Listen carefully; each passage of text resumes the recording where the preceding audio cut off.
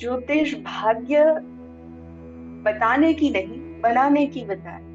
यानी बताने की विधा नहीं है, ये बनाने की विधा है। तो ज्योतिष के जानकारी के बाद आप अपने भाग्य को बना सकते हैं। इंसान की बॉडी भी 75% पानी से बना है, तो सेम चीज वो होती है। और मन रिप्रेजेंट करता है मून को, तो मून उस वजह से सबसे ज्यादा इफेक्ट करता है। साइंटिफिक डेटा ये कहता है कि सबसे ज्यादा उन्माद और सबसे ज्यादा डिप्रेशन, यानी एकदम से हाइपर हो जाना, एकदम से डिप्रेस्ड हो जाना, ये जो जितने भी मानसिक रोगी होते हैं, ये सबसे ज्यादा हाइपर या डिप्रेस्ड होते हैं पूर्णमासी और अमावस्या को, जिस समय चंद्रमा या तो कलाओं से विहीन होता है या चंद्रमा कलाओं से परिपूर्ण होता है। दूसरा सर, चंद्रमा अगर कुंडली में अकेला बैठा है, पाप कर्तरी में है, या फिर वो केमद्रुम योग बना रहा है, सर वो कितना इफेक्ट देता है?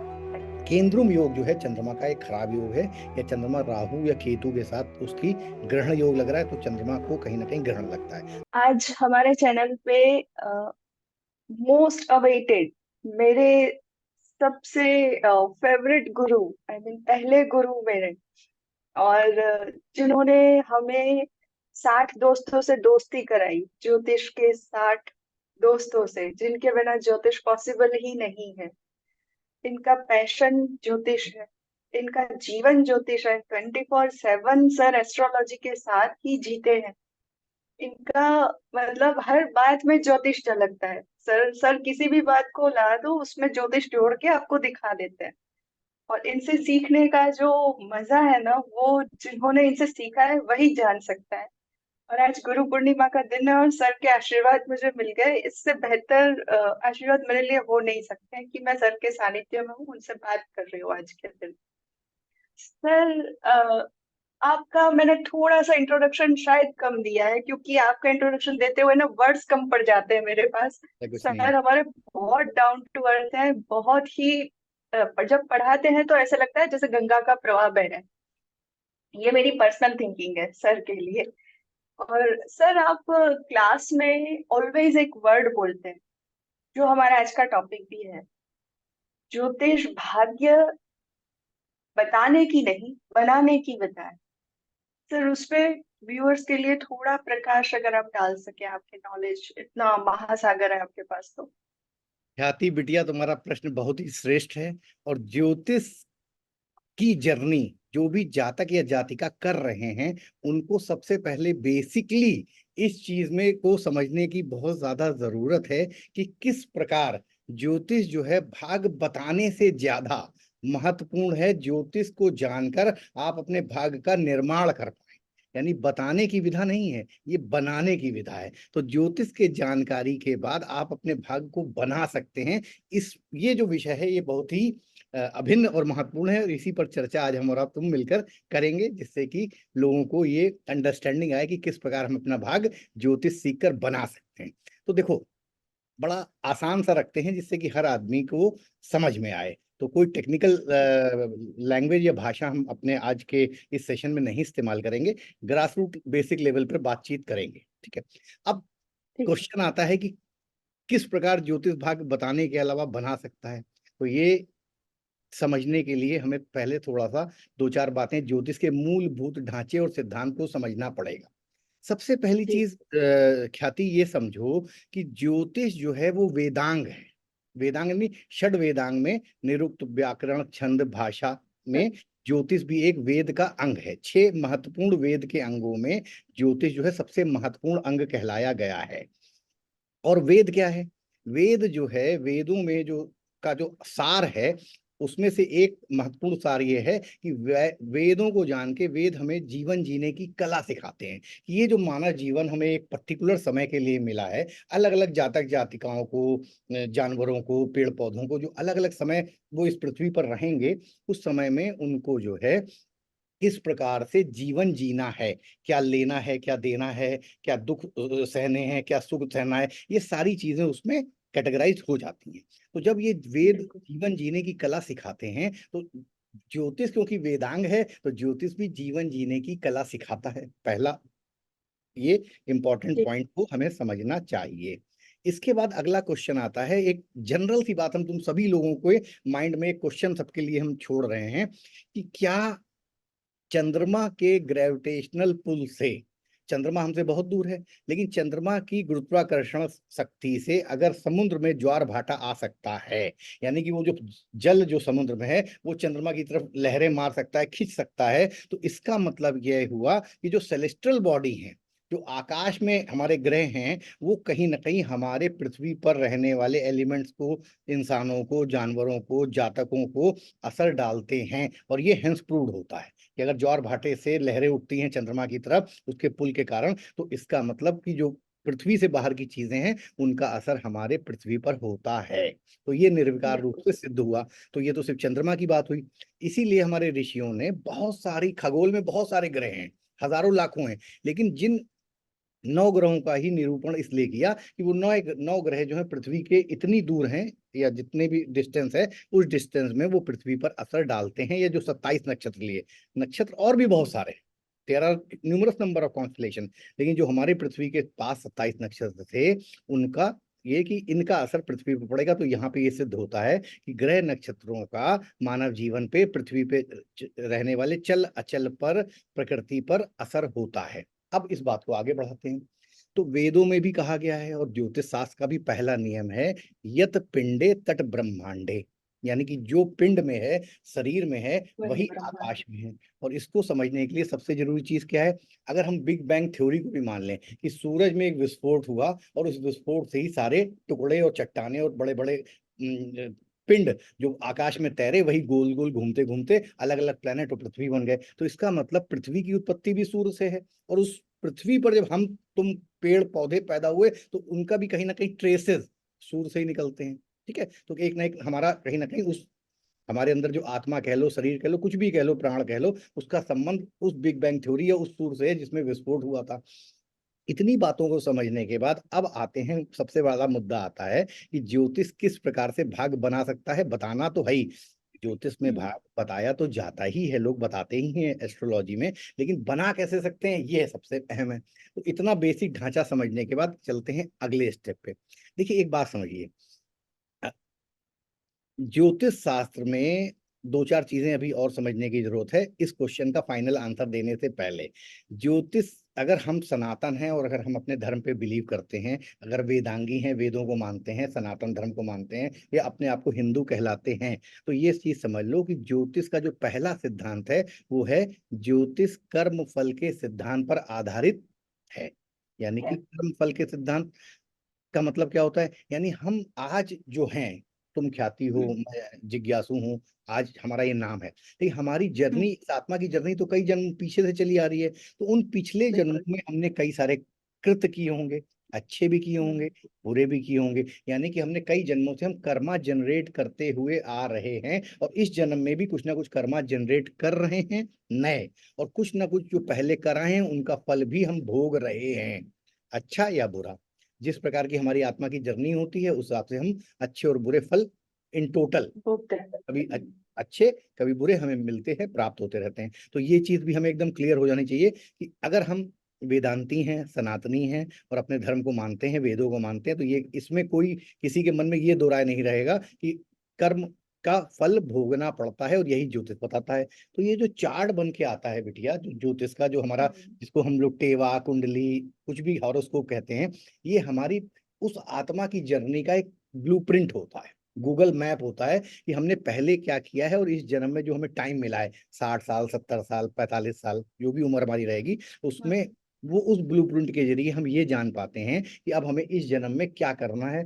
पिछले जन्मों की जर्नी, जो ग्रह आप जहां जहां भी स्थित होते हैं, वो हमें बताते हैं कि पिछले, पहले हमने क्या गलतियां की हैं, उनको कैसे सुधारना है, और इस जन्म में जो हमारा एम है। और ये सारी चीजें एक ज्योतिर्विद पढ़ सकता है, क्योंकि ज्योतिष जो है वो समय विद्या है, काल का निरूपण करना ही ज्योतिष का कार्य है।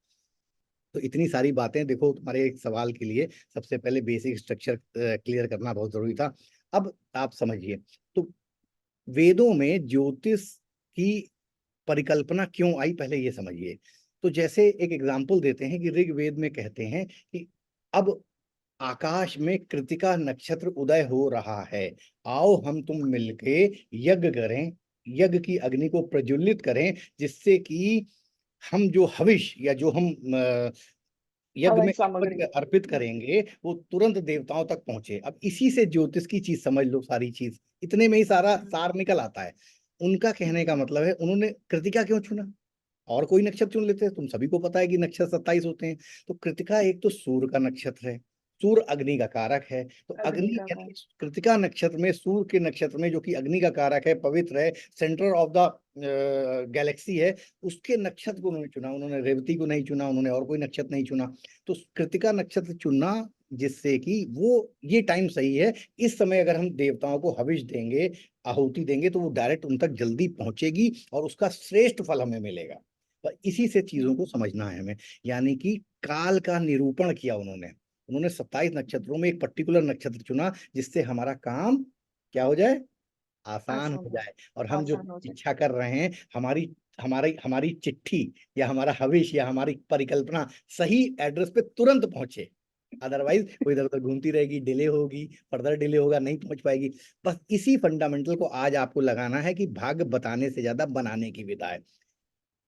जैसे एक एग्जांपल और दे देते हैं लेमैन लैंग्वेज को समझने में। जैसे मान लो कोई जेल में कैदी बंद है और उसका मिठाई खाने का मन करे, तो वो हम्म नॉर्मली मिठाई नहीं खा सकता है, क्योंकि वहां पे मान लो हम्म परमिशन नहीं है, अलाउड नहीं है। लेकिन अगर मान लो जेल का कैदी ये जान ले कि 26 जनवरी और 15 अगस्त को मिठाई बंटती है नॉर्मली सभी जेलों में, ठीक है, हम्म मीठा बनता है, हम्म, खीर बने, मिठाई आए बाहर से।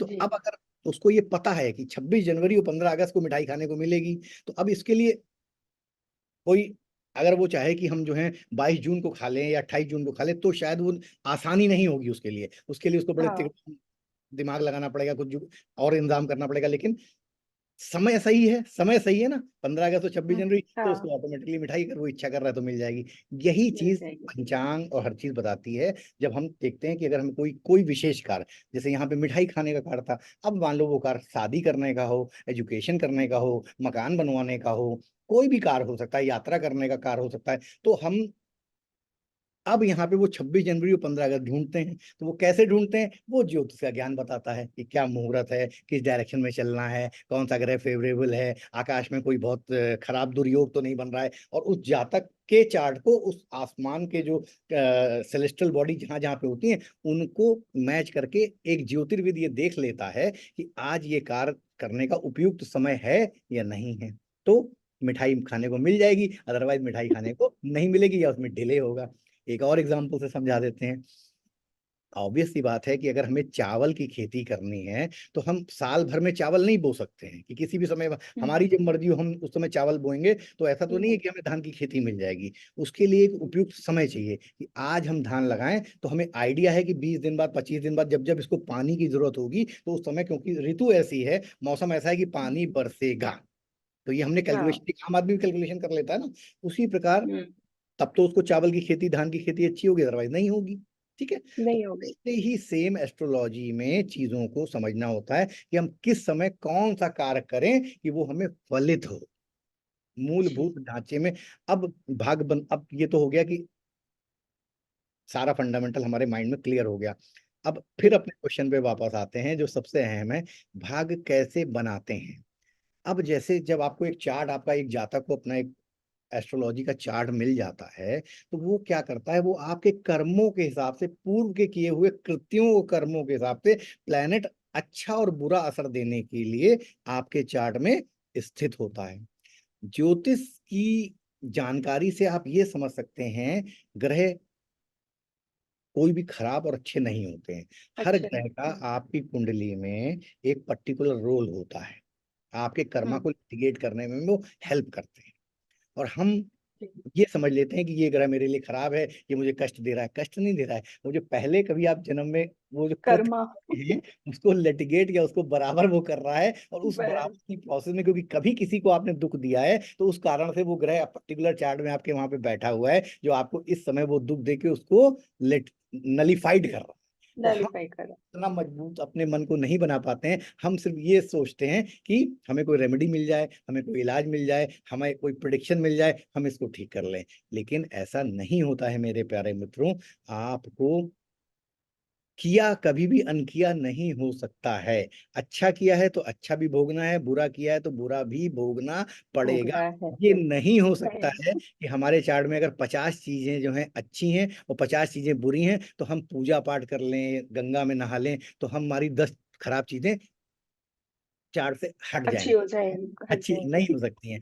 वो दोनों टाइम टू टाइम आएंगी जीवन में। अच्छा, वो कब आती हैं? उसके लिए ज्योतिष में दिशा निर्देश है, गोचर में, दशाओं में। तो जब जब वो प्लैनेट एक्टिवेट होते हैं आपके जीवन के अलग अलग पीरियड में, अलग अलग दशाओं के टाइम में, तब वो अपना अच्छा और बुरा फल आपको प्रदान करते हैं। देते तो जब ये सारी बातें आप इतनी सारी जब समझ लेते हैं, तब आपको अंदर सबसे बड़ी चीज जो जनरेट होती है, वो होती है एक्सेप्टेंस।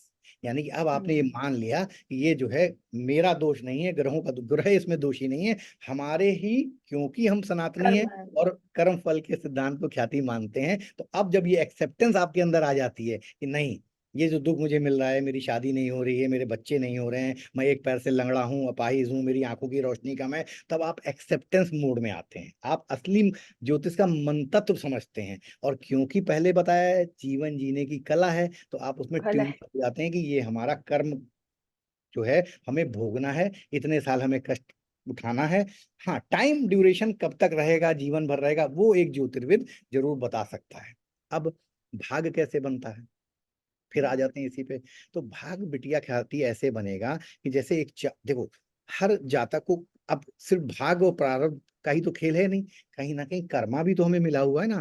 भाई श्री कृष्ण ने भी गीता में कहा है, कर्म करो, फल की चिंता मत करो। तो कल के। ऐसे नहीं कि जब आपने ज्योतिष आपको सिर्फ ये जो भागवादी बनाता है, वो कर्म के सिद्धांत को भी पूरी तरह से बराबर इंपॉर्टेंस देता है। क्यों देता है? क्योंकि ज्योतिष में, कुंडली में कुछ भाव में फ्री विल होती है, कर्मा होती है, यानी कि हम अपनी फ्री विल से कुछ ना कुछ, हमें यही तो सबसे अच्छा ईश्वर ने हमें प्रदान किया है ज्योतिष के रूप में, कि हम उस फ्री विल का इस्तेमाल करके अपने आप को मजबूत बनाएं, चीजों को या समझें, कमजोर बन। एक्सेप्टेंस करें, और कर्म करके एटलीस्ट, भले हम उसको पूरी तरह से राइट ऑफ ना कर पाए, लेकिन उससे मिलने वाले जो दुख हैं, उनमें कहीं ना कहीं सुधार, अपने फ्री विल से सुधार करें। और इस जन्म से भी अगर अच्छे कर्मा करके जीवन जीने की कला सीख के सुधार कर लेंगे, तो धीरे धीरे जो बैलेंसिंग है, इधर बैलेंसिंग शुभ की बढ़ती जाएगी, और जो अशुभ पिछले जन्मों की जर्नी, वो धीरे धीरे कम होती जाएगी। घटती भले जाएगी। इस जन्म में नहीं, एक दो जन्म और लेने पड़े, लेकिन धीरे धीरे हमारा अच्छे कृत्यों का पल्ला भारी हो जाएगा। जमा पूंजी बुरे, बढ़ती जाएगी। यही जीवन जीने की कला ज्योतिष सिखाती है। तो ये क्या करती है, तुम्हारा भाग, तुम सिर्फ भाग समझती हो कि इस जन्म का भाग, यानी कि ये 70 साल रहेंगे भाई इतना भाग होना चाहिए ना। भाग ये सोचो कि अगले 5-6 जन्मों का भाग सुधार रहे हैं हम। आज से शुरुआत करेंगे तो भले इस जन्म में ठीक है, थोड़ा कष्ट हो सकता है आए, क्योंकि पिछले बैलेंसिंग कर रहे हैं हम, लेकिन अगर हमने आज, हमारे मन में ज्योति जग गई कि नहीं अब हमें जीवन अच्छे से जीना है, अपने संस्कृति, अपने वेदों के अनुरूप जीना है, तो हम एक अच्छे श्रेष्ठ इंसान बनेंगे। तो ज्योतिष जो है तुम्हारे अंदर से तुम्हें रिफाइंड करती है, और ये फाइन बताती है करता है। कि ये तो ये 70-80 साल का जन्म है, अगले भी जन्म होंगे, तो अगर अभी से अच्छा शुरुआत कर दोगे, तो धीरे धीरे बुरी चीजें कम होती जाएंगी, खत्म होती जाएंगी, और यहीं से तुम्हारा संचित धन, संचित पोटली कर्म। हाँ। खजाना बढ़ता जाएगा, जो तुम्हें आगे, बढ़ता है। क्योंकि जर्नी हम सिर्फ ये मान लेते हैं कि भाई इस जो कुछ है इसी जन्म में। अब हम्म। तो और भी कई जन्म लेने पड़ सकते हैं, अगर अगर मोक्ष के अधिकारी नहीं हुए तो जन्म लेने ही पड़ेंगे, तो हमारी संचित पूंजी बढ़ जाएगी। तो जीवन जीने की कला है ये। अब ज्योतिष में जैसे मान लो जो ज्योतिर्वेद होते हैं, वो ग्रहों की ऊर्जा को समझते हैं, भाव की ऊर्जा को समझते हैं, राशियों की ऊर्जा को समझते हैं। तो जब वो ये समझते हैं, तो जैसे कालखंड कोई आने वाला है, तो जैसे कोई कालखंड आने वाला है, तो हमने देखा कि ये ग्रह जो है अब आपको परेशान करेगा, तो हम भले उस ग्रह को पूरी तरह से उसके इफेक्ट को ना रोक पाए, लेकिन एटलीस्ट उसमें कुछ सहायता तो प्रदान कर सकते हैं। जैसे मुझे पता है कि हम, ख्याति मान लो, माउंट एवरेस्ट की ट्रैकिंग पे जा रही है बिटिया हमारी, ठीक। जी। हम उससे क्या कहेंगे, बिटिया हम पहले कई बार घूम आए हैं, क्योंकि हम ज्योतिष हैं, हमें आइडिया है, हम तुम्हारे गाइड, तो एक आइडिया। काम करो, गर्म कपड़े रख लो, इमरजेंसी के लिए टॉर्च रख लो, कोई बीच में जंगल भी पड़ता है, तो जंगल में तो जो जो चीजें जरूरत हैं, तो जैसे एक अब मान लो Mount Everest is equal to Khyati की एक पर्टिकुलर प्लेनेट की दशा, ठीक है। तो दशा। उस दशा में क्या क्या होता है, हम क्योंकि ज्योतिर्विद हैं, तो हम कहेंगे ये प्लेनेट क्या क्या खराब कर सकता है इसके चार्ट में, तो उसको पहले से हम वॉर्न कर देंगे कि ऐसे प्रलोभन में मत पड़ना, ऐसे लालच में मत पड़ना, वहां पे नाला आएगा, वहां पे अंधेरा आएगा, तो इसके साथ पहले से टॉर्च रख लो। यानी कि कुछ अब ये टॉर्च, ये जो बारिश में छाता लेके बारिश जाएंगे। में छाता लेके चलो, तो इससे क्या होता है, अब ये बारिश में छाता क्या है कि तुम अपना धर्म कर्म पे चलो, कोई अपने ईष्ट को मजबूत करो, क्योंकि ईश्वर की शक्ति कहीं ना कहीं कुछ ना कुछ हेल्प करती हैं इस तरह की चीजें। तो आपको एक वेल प्रिपरेशन कर देते हैं, प्रिपेयर कर देते हैं। देखो ये बात तो मानो कि कोई राइट ऑफ तो नहीं कर सकता है ज्योतिष, लेकिन हाँ, राइट ऑफ भले ना करे, लेकिन उस चीज से लड़ने की मानसिक और शारीरिक रूप से क्षमता तो हमारे फ्री विल, हमारे हाथ में है, वो तो हमें मिल ही सकती है। तो इस प्रकार हम जब आने वाली दशाओं को, ट्रांजिट को, गोचर को, समय को पूर्व में आभास कर लेते हैं, क्योंकि ज्योतिष ज्योतिष जो होता है वो समय विद्या का जानकार होता है, समय का जानकार होता है, तो वो प्रॉम्प्ट कर सकता है कि बाकी तो उसकी, देखो सामने वाले की अपनी किस्मत है कि वो माने या ना माने, या कितना वो उसको एक्सेप्ट करता है। तो ये सारी हाँ चीजें क्या थी, बहुत जरूरी होती हैं। तो मैंने अब इतनी जो चीजें बताई, इस पर जो भी तुम्हारे प्रश्न हो, डाउट हो, तुम एक एक करके पूछो, और मैं अपनी यथाशक्ति और अपने गुरु की कृपा के अनुसार, जो भी मेरे अपने जीवन का एक्सपीरियंस है, जो भी मैं थोड़ा बहुत सीख पाया हूँ, उसके अनुसार उत्तर देने का प्रयास तुम्हें करूंगा। सर, आप जो बताते हैं ना, वो थोड़ा बहुत नहीं होता है, उसमें अगर समझने जाओ तो बहुत कुछ डीप होता है, जो अगर हम समझ सके तो मतलब हम किस लेवल पे पहुंच जाएंगे। वो नहीं नहीं, चीज है। बात बिल्कुल सही है तुम्हारी, लेकिन फंडामेंटल बेसिक सारे वही कॉमन है। तो तुम्हारे मन में जो भी शंका हो, इतनी देर मैंने बोला, समझाने का प्रयास किया, और हर चीज एट अ टाइम दिमाग में नहीं आ पाती है, तो तुम्हारे नहीं क्वेश्चन आती। से हाँ मेरे माइंड में आएगी, तो हम उसको एक्सप्लेन करने का प्रयास करेंगे। जी सर। सर अभी इसमें हमने एक मून की बात की, हाँ। आपने जिस तरह से ज्वार भाटा आता है, तो उसमें एक चीज मतलब मैं ये सोचती हूँ इस तरह से, पता हम्म। नहीं कितना सही है, आप अगर मैं गलत हूं तो करेक्ट करिएगा, कि इंसान की बॉडी भी 75% पानी से बना है, तो सेम चीज वो होती है, और मन रिप्रेजेंट करता है मून को। तो मून उस वजह से सबसे ज्यादा इफेक्ट करता है बाकी ग्रहों से, मतलब देखो ख्याति जल्दी बेटा, तुम्हारे मूवमेंट भी करता तुम्हारे सवाल पे हम दो चीजें बोलेंगे।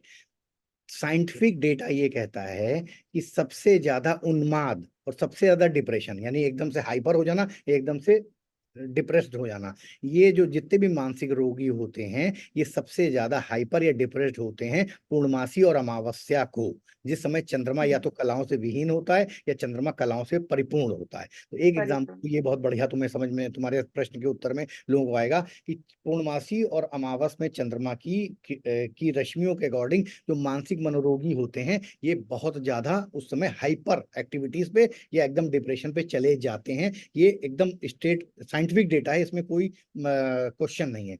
तो ऑब्वियस सी बात है, क्योंकि शरीर में भी 70% जल ही है, 70 से 75% तक जल है। और वो जल, अब क्योंकि ग्रहों यत पिंडे तत् ब्रह्मांडे बताया तुम्हें कि एज बिलो एज अबव, तो जो शरीर में है वही आकाश में, तो वो उसको खींचता है। और ये सिर्फ चंद्रमा ही की बात नहीं है, सारे ग्रह हम्म, हम्म, अपार्ट देन चंद्रमा के अलावा भी जो 8 ग्रह हैं, वो भी अपना अपना इम्पैक्ट डालते हैं। लेकिन चंद्रमा क्योंकि सबसे नजदीक है, वो इमीडिएटली पता चलता है, और सारे ग्रहों का भी असर हमारे ऊपर होता है। दूसरी चीज, तुमने हमेशा ध्यान दिया होगा कि कई लोग कहते हैं एकादशी को चावल नहीं खाना चाहिए। तो एकादशी को हाँ। चावल इसलिए नहीं खाते हैं बिटिया, क्योंकि चावल में मैक्सिमम वाटर होता है। देखो चावल की खेती के लिए पानी की बहुत आवश्यकता होती है, और चंद्रमा मन है, तो जब अगर हम एकादशी जिस दिन हमारा व्रत है या जिस दिन हम फास्ट कर रहे हैं, उस दिन अगर चावल खाएंगे, और चावल is equivalent to moon, Venus moon. लेते हैं चावल को, लेकिन क्योंकि पानी का कंटेंट उसमें बहुत ज्यादा है, इसलिए चावल को भी चंद्रमा से निरूपित किया जाता है। तो अगर मून को हम बहुत ज्यादा, मन हमारा स्ट्रांग होगा या व्यथित होगा, या तो हम अपने व्रत में, अपनी पूजा पाठ में, अपने ईष्ट में ध्यान हमारा बटेगा। तो बिल्कुल हम्म। सही बात तुमने कही, सब वेरी गुड क्वेश्चन, कि चंद्रमा जो है शरीर में जल है, और जल खींचता है, मन खींचता है, तो कहीं ना कहीं अकॉर्डिंग टू अवर चार्ट हमारी एक्टिविटीज बदल सकती हैं, बदलती हैं, असर पड़ता है, राइट। तो सर, लग्न कुंडली के साथ साथ मून कुंडली भी इसी वजह से ज्यादा मतलब देखी जाती है, सेम इम्पोर्टेंस दोनों का रहता है। Very good question Swati. खाती ख्याति, देखो इसको फिर से समझ लो। कलयुग में सारे ऋषि, चाहे जमनी हो ऋषि हो, चाहे पराशर ऋषि हो, चाहे मंतेश्वर हो, सबने सारे लोगों ने ये चीज समझ ली कि कलयुग में इंसान मन का महत्व बहुत हो जाएगा, आदमी मन से चलेगा।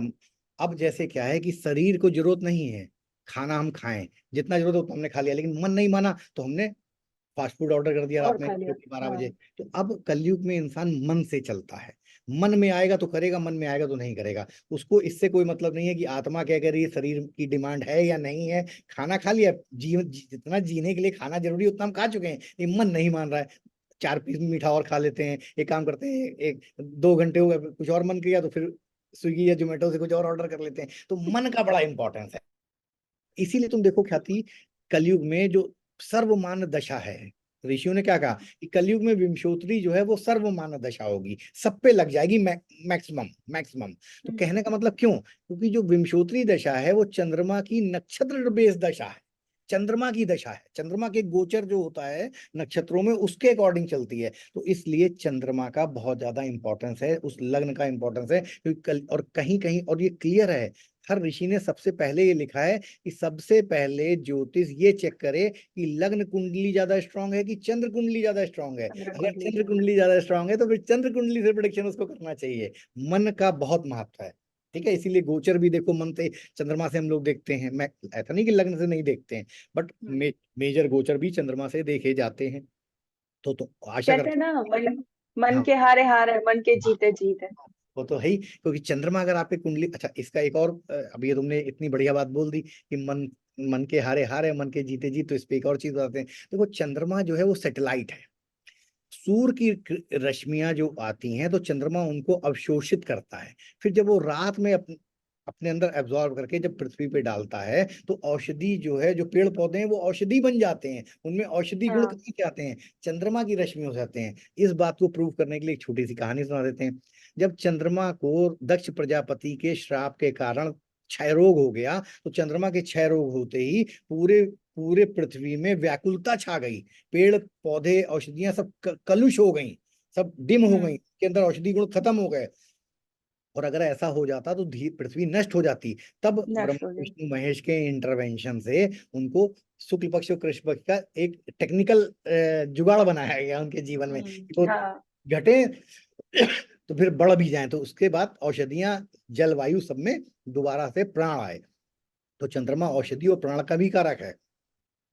मतलब ये कहानी से, मतलब पूरी कहानी जो है हमारी, एक्चुअली हमारे सर कहानियों के द्वारा हमें ज्योतिष जो सिखाते हैं ना, वैसा शायद ही कोई सिखा सकता है। ये मेरा मानना है, और वी ऑल बिलीव, जो भी हमारी सर के स्टूडेंट हैं हम लोग। अ, इस कहानी में एक चीज ये भी हम पकड़ सकते हैं, मेरे नॉलेज के हिसाब से जितना मैं समझ पा रही हूँ, कि चंद्र जो है मन, अगर हम उसे कुंडली में चंद्र को लें मन, तो अगर मन के कहने पे चले, सिर्फ मन के कहने पे, तो बहुत सारी गलतियां हम कर सकते हैं अपने जीवन में। क्योंकि चंद्रमा ने खुद के जीवन में इतनी गलतियां करी, वो जो भी कहानियों में बताया गया है, हम तो क्या ही किसी को बताएंगे। तो अगर सिर्फ मन के कहने पे इंसान कलयुग में चलता है, इसी वजह से शायद गलतियां सबसे कुछ ज्यादा हो रही है आजकल। मतलब हर जगह देखा जाए गलत चीजें ज्यादा बढ़ रही है। दूसरा सर, ये मेरा सिर्फ एक ऑब्जर्वेशन है, और दूसरा सर, चंद्रमा अगर कुंडली में अकेला बैठा है, पाप कर्तरी में है, या फिर वो केमद्रुम योग बना रहा है, सर वो कितना इफेक्ट देता है एक्चुअली? बिटिया बहुत अच्छा क्वेश्चन है। देखो चंद्रमा से बनने वाले जो देखो चंद्रमा के बारे में पहले ये समझ लो, अकॉर्डिंग टू ज्योतिष चंद्रमा जो है पक्ष बली होना चाहिए, यानी कि बढ़ते क्रम में हो, तब चंद्रमा पावरफुल कहलाता है। चंद्रमा से बनने वाले जो खराब योग हैं वो हैं, जैसे कि चंद्रमा जो है अपना अनफा सुनफा और दुर्धरा योग, दुर्धरा योग दुर्धरा। तो अच्छा होता है। केंद्रुम योग जो है चंद्रमा का एक खराब योग है, या चंद्रमा राहु या केतु के साथ उसकी ग्रहण योग लग रहा है तो चंद्रमा को कहीं ना कहीं ग्रहण लगता है। तो इसको थोड़ा सा एक्सप्लेन कर देते हैं। केंद्रुम योग का मतलब क्या है, बड़ा आसान देखो, क्योंकि हमारे जो सुनने वाले होंगे इस आज के सेशन को, उसमें कुछ बिगनर्स होंगे, कुछ एडवांस होंगे, कुछ मिडिल एस्ट्रोलॉजर होंगे, तो जी। हम अपनी भाषा को एकदम बेसिक लेवल पे रखते हैं समझाने वाले पॉइंट ऑफ व्यू से। देखो चंद्रमा, जैसे मान लो मैं चंद्रमा हूँ, ठीक है, हम्म। चंद्रमा हूँ। अब अगर मान लो मेरा एक बड़ा भाई जो है इंस्पेक्टर है, और हम्म। मेरे चाचा डीआईजी हैं, और मेरे हम्म। पिताजी आर्मी में ब्रिगेडियर हैं, तो ये बताओ कि मेरे को, मैं अपने आप को पावरफुल समझूं कि ना समझूं। कुछ हो जाएगा तो कम से कम खड़े हैं इतने लोग मेरे साथ, वही चंद्रमा है। तो चंद्रमा केंद्रुम योग का मतलब क्या है? चंद्रमा क्योंकि मन का कारक है, तो चंद्रमा अगर हाँ। अकेला पड़ गया, उसके साथ आगे पीछे कोई नहीं है सपोर्ट में, क्योंकि चंद्रमा को सपोर्ट चाहिए, वो सेटेलाइट है, तो अगर कोई अच्छा ग्रह उसका मित्र ग्रह है तो हम मजबूत हैं। अब अगर चंद्रमा जो है मान लो अकेला पड़ा हुआ है, तो ना उसके भैया पुलिस में है, ना उसके चाचा आर्मी में है, ना डीआईजी, तो वो चंद्रमा जो है बेचारा कहीं ना कहीं अगर कुछ हो जाएगा तो अकेला लड़ रहा है। अब सब कुछ अकेला को अकेले लड़। करना है, कोई सपोर्ट नहीं है। बस यही केंद्रुम योग है कि यानी कि मन को तुम्हारे, क्योंकि मन एक लग्न है ना, चंद्रमा एक लग्न है ना ज्योतिष में। अब अगर उसको सपोर्ट नहीं है किसी का, तो अकेला मन क्या, अकेला चना कैसे भाड़ फोड़ेगा? नहीं फोड़ सकता। और अगर उसको सपोर्ट मिल जाता है अब वो सपोर्ट चाहे युति से मिले, चाहे आगे पीछे होने से मिले, या दृष्टि से मिले, ठीक है। दृष्टि से अगर मिले। शुभ ग्रहों अच्छे ग्रहों की दृष्टि उसको चंद्रमा को मिल जाती है, तो हमारे अब जैसे तुम मान लो, फॉर एग्जाम्पल तुम ये चैनल चला रही हो, ठीक है, अब हमारे जैसे सारे टीचर जो तुम्हारे रहे हैं वो सब तुम्हें सपोर्ट करते हैं, ख्याति बेटा चिंता मत करना, हम तुम्हारे साथ हैं, तो तुम्हें मदर मन को एक सपोर्ट मिला ना। बस वही चीज है। बिल्कुल अगर अभी बिल्कुल। कोई सपोर्ट ना करे, गुरुओं हम का तो नहीं सपोर्ट बेटी, हम तो वही तो इसको समझने की बड़ी जरूरत होती है कि केंद्रुम योग कैसे काम करता है। तो इसीलिए केंद्रुम योग जो है खराब कहा गया है, क्योंकि आपको अकेले अपने मन से भी लड़ना है और अकेले मन से सब कुछ करना है। उसी मन में अगर सपोर्ट मिल जाए, शुभ सपोर्ट, अच्छे ग्रहों का सपोर्ट, है। तो जैसे मान लो जुपिटर का मिल गया, तो अब जुपिटर जो है प्रज्ञा का प्लैनेट है, चंद्रमा प्रज्ञा से जुड़ गया, तो भले जुपिटर, ऐसा नहीं कि जुपिटर आके आपके ऊपर बैठ जाएगा, लेकिन आपको अपना प्रज्ञा वाली दृष्टि या प्रज्ञा का साथ तो दे रहा है, तो मन को क्या मिल गई? प्रज्ञा मिल गई। अब मन को मान प्रज्ञा बिल्कुल। मंगल का साथ मिल गया चंद्रमा को, तो चंद्रमा क्या? करेज है, इनिशिएटिव है, ब्रेवरी है, बोल्डनेस है, तो अब आपके मन को करेज, ब्रेवरी, बोल्डनेस मिल गई, तो भी आपका काम चल जाएगा। अब मान लो चंद्रमा को मरकरी का साथ मिल गया, तो मरकरी क्या है? इंटेलिजेंस है। अब आपके अकेले मन को इंटेलिजेंस मिल गया, अब दुनिया में कोई हो ना हो, आप इंटेलिजेंस से अपना काम चला ले जाएंगे। तो इसलिए चला ले जाएंगे। जो है थोड़ा सा परेशानी करता है। और शास्त्रों में तो इसकी बड़ी महिमा कही है कि राजा को भी जो है रंक बना देता है। तो ऑब्वियस ही बात है, क्योंकि मन से हारे हारे, मन से जीते जीत। अब आपके पास मर्सिडीज है, लेकिन आपका मन हाँ। नहीं लग रहा है उसमें, बैठने में मजा नहीं आ रहा, आपको एंजॉय नहीं कर पा रहे हैं, तो कुछ भी आपके पास भरा हो, मन आपका संन्यास में लगा है। भाई गौतम बुद्ध के पास क्या कमी थी? इतने बड़े राजा के बिल्कुल। लड़के के लिए मन कहीं और था। बस वही चीज, हम्म। ऐसे ही इसको समझना चाहिए ख्याति। Moon right. के साथ अगर सर, हाँ, मून के साथ अगर केतु है आगे पीछे या फिर साथ में बैठा है, तो सर इंट्यूशन जबरदस्त दे देगा बट देखिए प्रॉब्लम्स भी देगा। इंट्यूशन, अब देखो ये एक बड़ा अच्छा एग्जाम्पल है। अगर इंट्यूशन की बात करो तो श्री कृष्ण से बढ़िया इंट्यूशन किसी की नहीं थी, वो तुरंत समझ जाते हाँ। थे। और श्री कृष्ण की हाँ। लग्न में केतु और चंद्रमा विराजमान था, उच्च का चंद्रमा और साथ में केतु।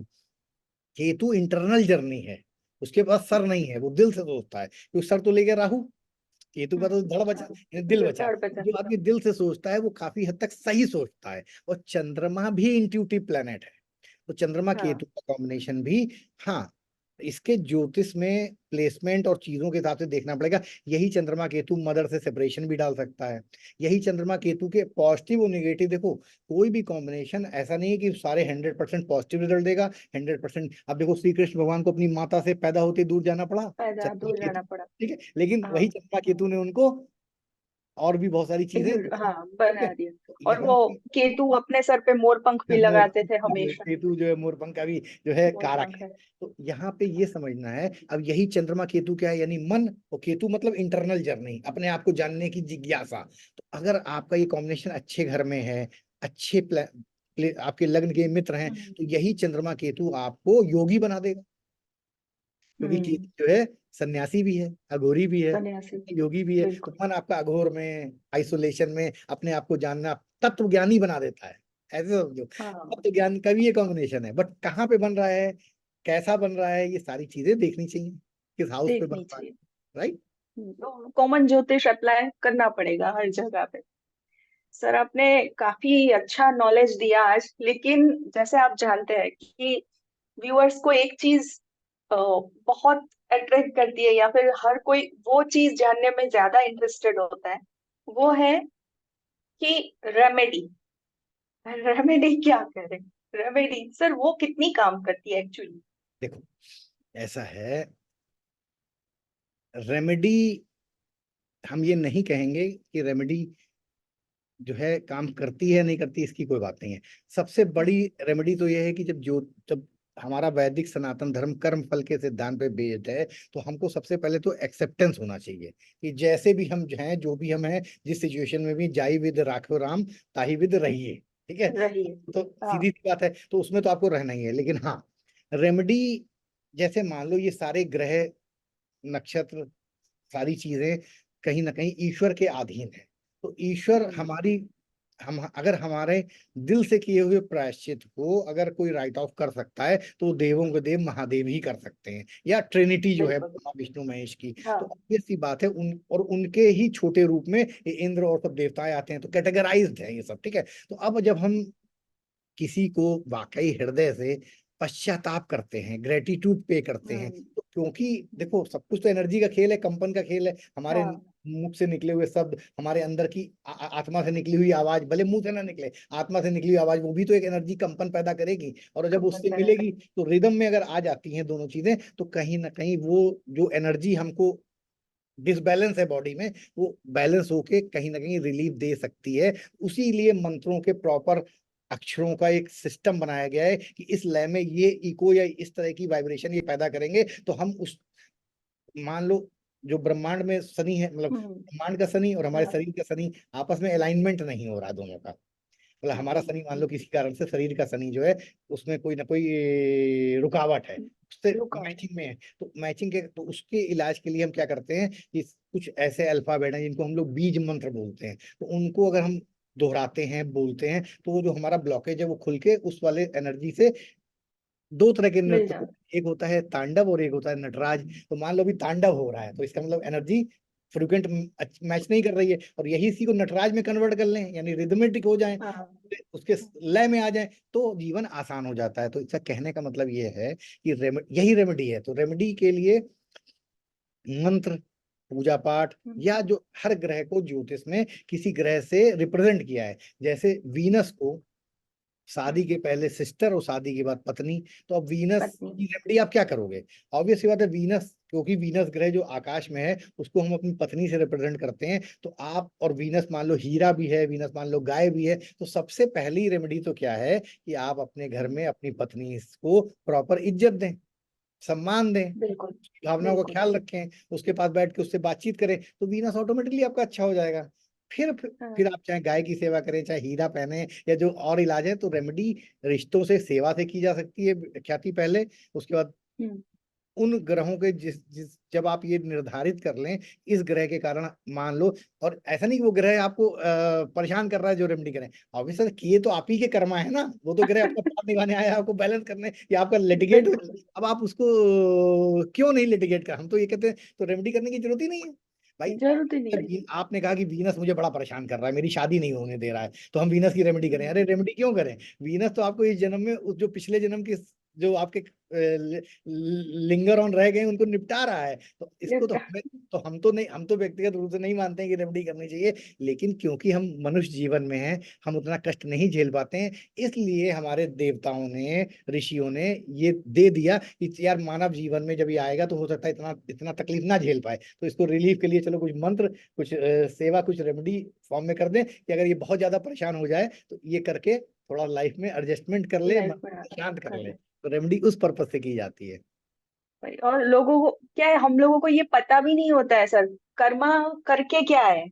हाँ हाँ। अगर वो वो पता होता तो एक्सेप्टेंस फिर भी आ जाती है। नहीं, वो जो अच्छे ज्योतिर्वेद होंगे वो आपके कुंडली के, जैसे पंचम हाउस, नवम हाउस, पंचम हाउस पूर्व जन्म के पुण्य और पाप का हाउस होता है। तो अगर कोई अच्छा पढ़ने वाला होगा तो ग्रहों के कॉम्बिनेशन से, ग्रहों की स्थिति से एक आइडिया लगा सकता है कि पिछले जन्म में कहाँ पे, जैसे ग्रह जब वक्री हो जाते हैं, तो वक्री ग्रह भी पिछले जन्म के पेंडिंग कर्मा को रिप्रेजेंट करता है। तो पेंडिंग कर्मा के लिए जैसे कर्म विपाक संहिता आती है, शंकर भगवान और शिव पार्वती के संवाद जो हुआ, हम्म। उसमें बताया है कि किस नक्षत्र के किस चरण में जन्म लेने पे पिछले जन्म में क्या गलती हमने की या क्या हमारा रहा। तो ऐसा नहीं है, ज्योतिष अपने आप में एक सक्षम शास्त्र है, जिससे अलग अलग, जिसमें बहुत ब्रॉड सिलेबस है। अगर आप ठीक से जानकार हैं तो आप एक आइडिया लगा सकते हैं कि हमने पिछले जन्म में क्या कमी की थी, और उसको इस जन्म में नहीं करना है दोबारा, सुधार। यही तो है हाँ। भाग बनाना, बताना नहीं है, हाँ। हाँ, बनाना है कि तुमने अपने बिल्कुल। चार्ट से, अगर अच्छे ज्योतिर्विद से तुमने डिस्कशन किया, तो वो कम से कम तुम्हारे पिछले जन्म की कमियों को बता सकता है। बताने के बाद तुम उनपे दोबारा उसकी तरफ तुम्हें नहीं जाना है, क्योंकि यहाँ तुम्हें फ्री विल मिली है, यहाँ चंद्रमा और मन, जैसे तुम्हें हम मान लो फॉर एग्जाम्पल हम किसी को बता दें कि तुम्हारा ये अमुक अमुक नक्षत्र के चरण में जन्म होने के कारण तुमने अपने भतीजे का मर्डर करके 1,000 सोने की असरफियां उससे छीन ली, इस जन्म में तुम्हारे उस पाप कर्म के, यही कर्म विभाग संहिता में इसी हाँ तरह तो यही लिखा है। तो जन्म में, तो इस जन्म में तुम्हें वो, अब वो भतीजा तुम्हारे इस जन्म में या तो तुम्हारा मेंटल रिटार्डेड सन बन के आएगा, या तुमको कोई ना कोई ऐसा रिलेटिव बन के आएगा जो तुमसे अपने वो पैसे भी वसूलेगा, और वो दर्द जो तुमने उसको दिया था वो दर्द भी तुम्हारे से धीरे धीरे करके जब पीरियड उसका हो जाएगा, सब कुछ बराबर हो जाएगा, तो वो तुम्हारे जीवन से चला जाएगा। तो जिन परिवारों में इस तरह की कोई सिचुएशन होती है, इसको बोलते हैं शत्रु पुत्र पैदा होना, या शत्रु संतान। शत्रु जो जिससे तुमने कभी शत्रुता निभाई है वही संतान बन के आएगा। या जैसे कोई नौकर है तुमने रखा पिछले जन्म में, उसके तुमने पैसे नहीं दिए और उसके साथ अच्छा व्यवहार नहीं किया, तो वही तुम्हारे घर का कोई ना कोई सदस्य बन के आएगा और उस अपना पूरा हिसाब जो ब्याज के साथ जब तुमसे वसूल लेगा। मैच के साथ लेगा। तो ये चीज जो है, तुम्हारा क्वेश्चन अच्छा था, लेकिन ऐसा नहीं है कि पिछले जन्म में, लेकिन इसके लिए योग ज्योतिष होना चाहिए। अदरवाइज सब तुम जानते हो, सब बड़ी बड़ी बातें करके घुमाने फिराने वाली बात है, हाँ। नहीं बता, कुछ भी बता देंगे। तो तुम तो पिछला जन्म देख के नहीं आई हो। तो साथ एग्जैक्टली। संबंध कोई बात करता है तो ही, इसलिए ज्योतिष खुद भी पढ़ लेना चाहिए इंसान को। सही बात है। और सोल लर्निंग लेनी चाहिए, जैसे आपने बताया उसमें से जो निकल के आता है पॉइंट, अपनी जर्नी की सोल लर्निंग लो, उसे भुगतो और आगे बढ़ो। हाँ, एक्सेप्टेंस करो परंतु और उसको भोग लेने में, क्योंकि सबसे बड़ी रेमेडी है भोग लो। दिल को मजबूत करके, दिल को मजबूत और दिल को और मस्तिष्क को मजबूत करने के लिए रेमेडी कर लो। उसके लिए रेमेडी मत करो, मतलब हम अपने आप को स्ट्रांग बना ले, हम अपने माइंड को स्ट्रांग बना ले, तो उसके लिए चंद्रमा की रेमेडी कर लो, लेकिन भोग लो। अगर शारीरिक कष्ट है तो भी भोग लो, फाइनेंशियल कष्ट है तो भी भोग लो, क्योंकि भोगना पड़ेगा। क्योंकि कोई भी बुरे हम्म, कृत्य कर्मा जो जनरेट करके आई हो, उसको भाई महादेव अगर आ जाए, खड़े हो जाए, माफ कर दे तो अलग बात है, हम्म, अदरवाइज तुम्हें भोगे हम्म। बिना वो माफ नहीं हो सकता है। ये एकदम क्लियर ना है। माफी कहीं से मिल सकती है, कर्मा से नहीं मिलती है, इतना शास्त्रों में लिखा हुआ है कि कर्मों कर्म की से माफी भाग नहीं नहीं सकते है। आप। भाग नहीं सकते। सर आपने बहुत अच्छा ज्ञान दिया, और जब आपसे बात करते हैं तो ऐसा लगता है कि अविरत चलता रहे, बंद ही ना हो, बंद ही ना हो। पर क्योंकि आपका टाइम भी काफी अपने बिजी स्केड्यूल में से टाइम निकाल के दिया सर मुझे, उसके लिए मैं आपकी बहुत बहुत नहीं नहीं, आभारी हूँ। नाती हमें बहुत और अच्छा लगा तुमसे बात करके। और आगे भी इसी प्रकार हम लोग उस ज्योतिष के सूक्ष्म विषयों पर चर्चा करते रहेंगे। और शायद हम और तुम मिलके इस समाज पे एक लकीर ईमानदारी की खींचने में सक्षम खींचने हो में। पाए। यही ज्योतिष का वरदान है हमें तुम्हें, और क्या। कि अगर तुम्हें नहीं सर, दुनिया में लोगों को अपनी बातों से जरा सा भी कंसोल कर पाए और रियल ज्योतिष उनको सिखा पाए, तो समझ लो हमारा तुम्हारा जीवन जो है सफल है। सफल है। ज्योतिष सीखना। सफल है, बस सर मैं भी यही मानती हूँ। आप भी से सीखा है और आप भी की स्टूडेंट हूँ। और मैं सबसे रिक्वेस्ट करना चाहूंगी, अगर व्यूअर्स में से किसी को कोई पर्टिकुलर सब्जेक्ट पे सर से रोशनी चाहिए तो आप वो कमेंट बॉक्स में डाल सकते हैं, ताकि फिर आगे आने वाले दिनों में हम उस सब्जेक्ट को चूज कर सकें आपके लिए स्पेशली, है ना sir? Right. Thank you very much sir, thank सभी यू, को आपका बहुत बहुत शुक्रिया सर। हमारी तरफ से भी, और गुरु पूर्णिमा की सभी को अग्रिम बधाई। और आज हमने ये रिकॉर्ड किया है, और आगे भी आप लोगों से इसी प्रकार मिलते रहेंगे और चर्चा करते रहेंगे। धन्यवाद।